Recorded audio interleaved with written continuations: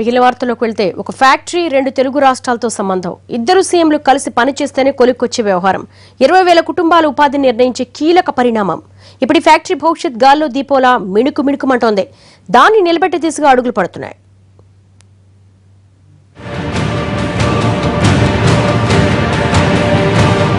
Factory తెలంగాణలో, ముడిసరుకు ఆంధ్రప్రదేశ్లో. రెండు కలిసి పనిచేస్తే భవిష్యత్ బంగారమే. అదే ఏపీ రేయాన్స్ ఫ్యాక్టరీ. ప్రస్తుతం బిల్ట్గా పిలుస్తున్న ఏపీ రేయాన్స్ లో ఉత్పత్తి ఆగిపోయింది. త్వరలో మూతపడబోతోంది. నష్టాలను భరించలేమని మూసివేతకు అనుమతి ఇవ్వమని యాజమాన్యం ప్రభుత్వానికి దరఖాస్తు చేసుకుంది. అందుకే ఈ ఫ్యాక్టరీని కాపాడుకునే ప్రయత్నాలు మొదలయ్యాయి. ఈ క్రమంలో ఏపీ సీఎం చంద్రబాబును కలిశారు తెలంగాణ డిప్యూటీ సీఎం కడియం శ్రీహరి.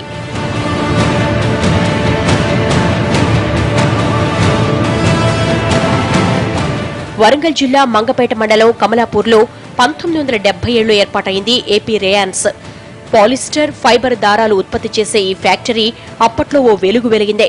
తరువాత రకరకాల కారణాలతో యాజమాన్యాలు మారాయి. చివరకు కంపెనీ పేరు కూడా ఏపీ రేయాన్స్ నుంచి బిల్ట్గా మారిపోయింది. క్రమంగా ముడిసరుకు లభ్యత తగ్గిపోవడం, ఇప్పుడు అసలు ఈ ఫ్యాక్టరీ దారానికే డిమాండ్ పడిపోవడంతో ఉత్పత్తి పూర్తిగా ఆగిపోయింది. ఇప్పటి మార్కెట్ అవసరాలకు అనుగుణంగా ఉత్పత్తి నమూనా మార్చినా మూతపడకుండా ఉండాలంటే ముందు ముడిసరుకు సమస్యను తీర్చాలి.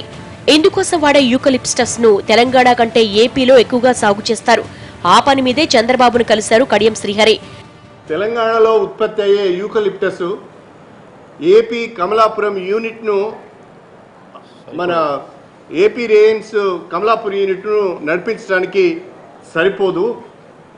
ముడిసరుకు తెలంగాణలో చాలా తక్కువ లభ్యం అవుతున్నది. ఆంధ్రప్రదేశ్లో ఈ యూకలిప్టస్ ప్లాంటేషన్స్ ఎక్కువగా ఉంటాయి, ఉత్పత్తి కూడా అక్కడే ఎక్కువ అవుతుంది. కాబట్టి కొంత ఆంధ్రప్రదేశ్ నుంచి కూడా, ఆ ప్రభుత్వం నుంచి కూడా ఈ వుడ్ను, కలపను సబ్సిడీ రేట్ పైన అడిగితే బాగుంటుందనే ఒక ప్రతిపాదన వచ్చినప్పుడు ఆంధ్రప్రదేశ్ ముఖ్యమంత్రి గారిని కూడా కలిస్తే బాగుంటుందని అనుకున్నాం. ఈరోజు ఆంధ్రప్రదేశ్ ముఖ్యమంత్రి గారిని కలవడం జరిగింది.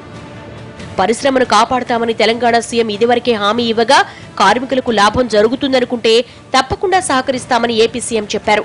మరి ఈ విషయంలో ఇద్దరు ఏ మేరకు కలిసి పనిచేస్తారో చూడాలి.